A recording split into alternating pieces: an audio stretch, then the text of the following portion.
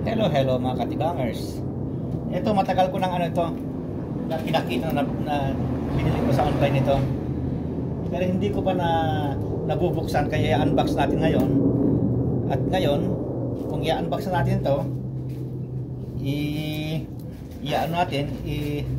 i-charge natin o pre-charge pala ito. Ayan. Mapapasubo tayo ngayon. Kasi walang dito eh. Walang katulong eh. Hindi kaya kumuha ang katulong. Kaya tayo ang katulong dito.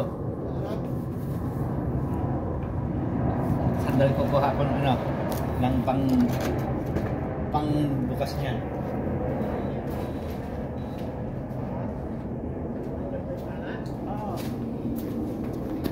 Ito yung ito yung ikakat natin.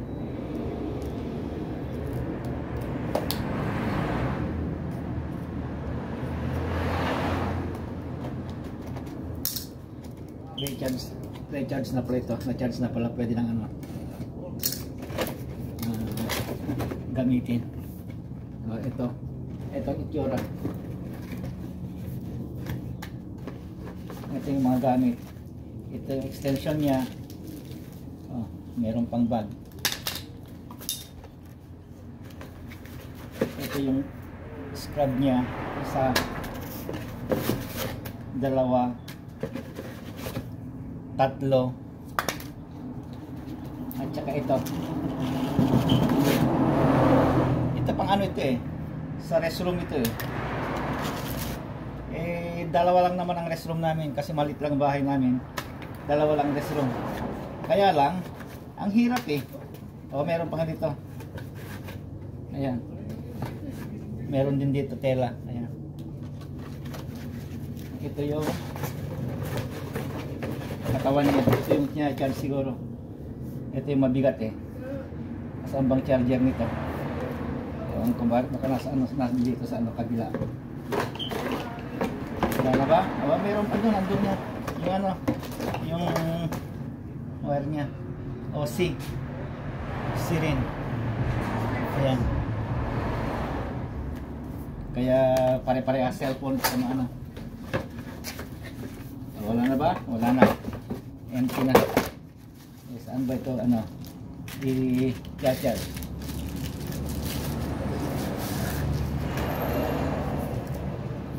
Wala akong makitang butas dito eh.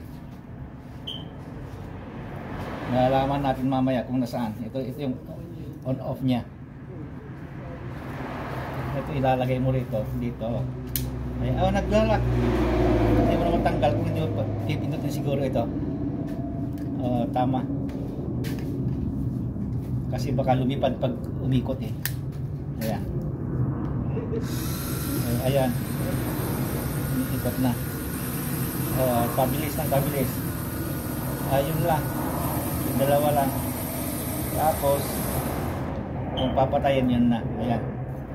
Okay, mapapasubo tayo ngayon. Andito yung manual niya. Kaya alamin natin kung paano i-charge. Andito naman yung kaya madali lang. Okay mga katigangers, bye bye na.